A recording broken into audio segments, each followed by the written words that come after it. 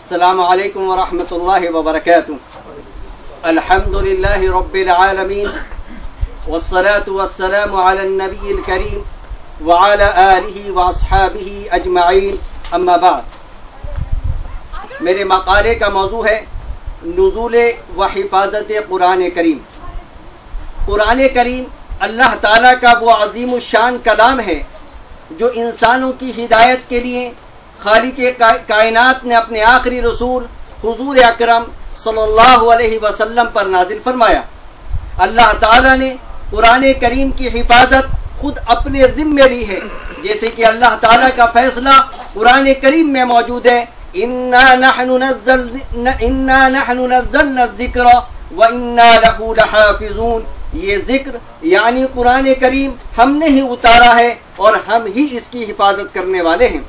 قرآن کریم آخری آسمانی کتاب ہے جو قیامت تک کے لیے نافذ العمل رہے گی، برخلاف پہلی آسمانی کتابوں کے کہ وہ خاص قوموں اور خاص زمانوں کے لیے تھی.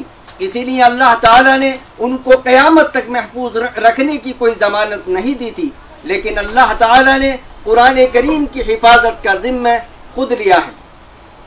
قرآن کریم چونکہ حضور اکرم صلی اللہ علیہ وسلم پر وحی کے ذریعے نازل کیا گیا ہے، اس لیے سب سے پہلے مختصراً وحی کو سمجھیں. وحی وہ کلام ہے جو اللہ تعالی حضرت جبرائیل علیہ السلام کے واسطے یا بلا واسطے اپنے انبیاء پر القاء فرماتا ہے، جس کے ذریعے خالق کائنات انسان کو دنیاوی زندگی گزارنے کا طریقہ بتلاتا ہے تاکہ لوگ اس کے بتلا ہوئے طریقے پر دنیاوی زندگی گزار کر جہنم سے بچ کر ہمیشہ ہمیشہ کی جنت میں داخل ہو جائیں. میرے عزیزوں، انسان تین ذرائع میں سے کسی ایک ذریعے سے علم حاصل کرتا ہے. ایک انسان کے حواس یعنی آنکھ، کان، منہ اور ہاتھ پاؤں، دوسرا ذریعہ عقل اور تیسرا ذریعہ وحی ہے. انسان کو بہت سی باتیں اپنے حواس کے ذریعے معلوم ہو جاتی ہیں، جبکہ بہت سی عقل کے ذریعے، اور جو باتیں ان دونوں ذرائع سے معلوم نہیں ہو سکتی ان کا علم وحی کے ذریعے عطا کیا گیا، وحی کے ذریعے عطا کیا جاتا ہے. حواس اور عقل کے ذریعے حاصل شدہ علم میں غلطی کے امکان ہوتے ہیں، لیکن وحی کے ذریعے حاصل شدہ علم میں غلطی کے امکان بالکل نہیں ہوتے، کیونکہ یہ خالق کائنات کی جانب سے انبیاء کے ذریعے انسانوں کو پہنچتا ہے. غرض وحی انسان کے لیے وہ اعلیٰ ترین ذریعہ علم ہے جو اسے اس کی زندگی سے متعلق ان سوالات کا جواب مہیا کرتا ہے جو عقل و حواس کے ذریعے حل نہیں ہو سکتے. یعنی صرف عقل اور مشاہدہ انسان کی رہنمائی کے لیے کافی نہیں ہے، بلکہ انسان کی ہدایت کے لیے وحی الہی ایک ناگزیر ضرورت ہے. چونکہ وحی عقل اور مشاہدے سے بڑھ کر علم ہے، اس لیے ضروری نہیں کہ وحی کی ہر بات کا ادراک عقل سے ہو سکے. حضور اکرم صلی اللہ علیہ وسلم پر مختلف طریقوں سے وحی نازل ہوا کرتی تھی. نمبر 1، گھنٹی کی سی آواز سنائی دیتی اور آواز نے جو کچھ کہا ہوتا وہ حضور اکرم صلی اللہ علیہ وسلم کو یاد ہو جاتا. جب اس طریقے پر وحی نازل ہوتی تو آپ صلی اللہ علیہ وسلم پر بہت زیادہ بوجھ پڑتا تھا. نمبر 2، فرشتہ کسی انسانی شکل میں آپ صلی اللہ علیہ وسلم کے پاس آتا اور اللہ تعالیٰ کا پیغام آپ کو پہنچا دیتا. ایسے مواقع پر عموماً حضرت جبرائیل علیہ السلام مشہور صحابی حضرت دحیہ کلبی رضی اللہ تعالیٰ عنہ کی صورت میں تشریف لایا کرتے تھے. نمبر 3، حضرت جبرائیل اپنی اصل صورت میں تشریف لاتے تھے. آپ صلی اللہ علیہ وسلم کی عمر میں صرف 3 مرتبہ ایسا ہوا ہے. ایک نبوت کے بالکل ابتدائی دور میں، دوسری بار خود حضور اکرم صلی اللہ علیہ وسلم نے حضرت جبرائیل سے ان کی اصل صورت میں دیکھنے کی خواہش ظاہر فرمائی تھی، اور تیسری مرتبہ معراج کے موقع پر. نمبر 4، بلا واسطہ اللہ تعالیٰ سے حضور کی ہم کلامی ہوئی. یہ صرف ایک بار معراج کے موقع پر ہوا. نماز کی فرضیت اسی موقع پر ہوئی. نمبر 5، حضرت جبرائیل علیہ السلام آپ کے سامنے آئے بغیر آپ صلی اللہ علیہ وسلم کے قلب مبارک پر کوئی بات القاء فرما دیتے تھے. نزول تاریخ قرآن ماہ رمضان کی ایک بابرکت رات لیلۃ القدر میں اللہ تبارک و تعالی نے لوح محفوظ سے سمائے دنیا پر قرآن کریم نازل فرمایا، اور اس کے بعد حسب ضرورت تھوڑا تھوڑا حضور اکرم صلی اللہ علیہ وسلم پر نازل ہوتا رہا اور تقریباً 23 سال کے عرصے میں قرآن کریم مکمل نازل ہوا۔ قرآن کریم کا تدریجی نزول اس وقت شروع ہوا جب آپ صلی اللہ علیہ وسلم کی عمر مبارک 40 سال تھی۔ قرآن کریم کی سب سے پہلی وحی جو آیت قرآن کریم کی سب سے پہلی جو آیتیں غار ہیرا میں اتری وہ سورہ علق کی ابتدائی آیات ہیں۔ اقرأ بسم ربک الذی خلق خلق الانسان من علق اقرأ وربک الاکرم، پڑھو اپنے اس پروردگار کے نام سے جس نے پیدا کیا، جس نے انسان کو منجمد خون سے پیدا کیا، پڑھو اور تمہارا پروردگار سب سے زیادہ کریم ہے۔ اس پہلی وحی کے نزول کے بعد 3 سال تک وحی کے نزول کا سلسلہ بند رہا۔ 3 سال کے بعد وہی فرشتہ جو غار ہیرا میں آیا تھا آپ صلی اللہ علیہ وسلم کے پاس آیا اور سورۃ المدثر کی ابتدائی چند آیات آپ صلی اللہ علیہ وسلم پر نازل فرمائی۔ یا ایھا المدثر قم فانذر وربک فکبر وثیابک فطہر والرجز فاہجر۔ اس کے بعد حضور اکرم صلی اللہ علیہ وسلم کی وفات تک وحی کے نزول کا تدریجی سلسلہ جاری رہا۔ قرآن کریم کے تدریجی نزول کا مقصد دیگر آسمانی کتابوں کے برخلاف قرآن کریم کو ایک دفعہ نازل کرنے کے بجائے تھوڑا تھوڑا نازل کیا گیا۔ اس کی وجہ خود اللہ تعالیٰ نے قرآن کریم میں مشرکین مکہ کے سوال کے جواب میں ان الفاظ میں بتائی ہے، وقال الذين كفروا لولا نزل عليه القرآن جملة واحدة لنثبت به فؤادك ورتلناه ترتیلا۔ یہ کافر لوگ کہتے ہیں کہ ان پر سارا قرآن ایک ہی دفعہ میں کیوں نازل نہ کر دیا گیا؟ اے پیغمبر صلی اللہ علیہ وسلم، ہم نے ایسا اس لیے کیا تاکہ اس کے ذریعے تمہارا دل مضبوط رکھیں اور ہم نے اسے ٹھہر ٹھہر کر پڑھوایا۔ امام راضی رحمۃ اللہ علیہ نے اس آیت کی تفسیر میں قرآن کریم کے تدریجی نزول کی جو حکمت بیان فرمائی ہیں ان کا خلاصہ کلام یہ ہے۔ نمبر 1، حضور اکرم صلی اللہ علیہ وسلم امی تھے، اس لیے اگر سارا قرآن ایک مرتبہ نازل ہو گیا ہوتا تو اس کا یاد رکھنا اور ضبط کرنا دشوار ہوتا۔ نمبر 2، اگر پورا قرآن ایک دفعہ میں نازل ہو جاتا تو تمام احکام کی پابندی فوراً لازم ہو جاتی اور یہ اس حکیمانہ تدریج کے خلاف ہوتا جو شریعت محمدی میں ملحوظ رہی ہے۔ نمبر 3، حضور اکرم صلی اللہ علیہ وسلم کو اپنی قوم کی طرف سے ہر روز نئی اذیتیں برداشت کرنی پڑتی تھی۔ حضرت جبرائیل علیہ السلام کا بار بار قرآن کریم لے کر آنا ان اذیتوں کے مقابلے کو آسان بنا دیتا تھا اور آپ کی تقویت قلب کا سبب بنتا تھا۔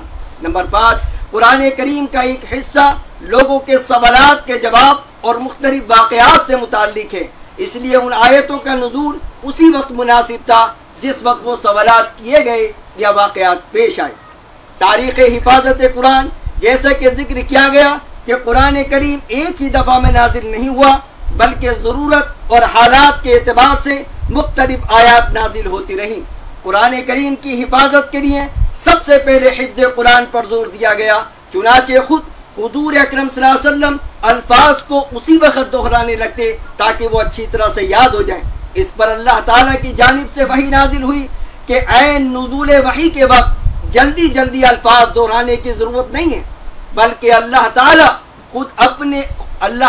خود آپ میں ایسا حافظہ پیدا فرما دے گا کہ ایک مرتبہ نزول وحی کے بعد آپ اسے بھول نہیں سکیں گے۔ اس طرح حضور اکرم صلی اللہ علیہ وسلم پہلے حافظ قرآن ہیں، چنانچہ ہر سال ماہ رمضان میں آپ صلی اللہ علیہ وسلم حضرت جبرائیل کے ساتھ قرآن کریم کے نازل شدہ حصوں کا دور فرمایا کرتے تھے۔ جس سال آپ صلی اللہ علیہ وسلم کا انتقال ہوا اس سال آپ نے 2 بار قرآن کریم کا دور فرمایا۔ پھر آپ صلی اللہ علیہ وسلم صحابہ کرام کو قرآن کے معانی کی تعلیم ہی نہیں دیتے بلکہ انہیں اس کے الفاظ بھی یاد کراتے تھے۔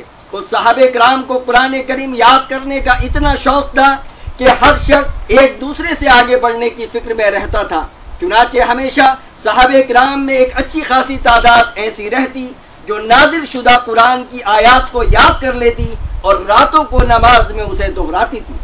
غرض ہے کہ قرآن کریم کی حفاظت کے لیے سب سے پہلے حفظ قرآن پر زور دیا گیا اور اس وقت کے لحاظ سے یہی طریقہ زیادہ محفوظ اور قابل اعتماد تھا۔ قرآن کریم کی حفاظت کے لیے حضور اکرم صلی اللہ علیہ وسلم نے قرآن کریم کو لکھوانے کا بھی خاص اہتمام فرمایا۔ چنانچہ نزول وحی کے بعد آپ کاتبین وحی کو لکھوا دیا کرتے تھے۔ حضور اکرم صلی اللہ علیہ وسلم کا معمول تھا جب قرآن کریم کا کوئی حصہ نازل ہوتا تو آپ کاتبین وحی کو یہ ہدایت فرمایا کرتے تھے کہ اسے فلاں صورت میں فلاں فلاں آیات کے بعد لکھا جائے۔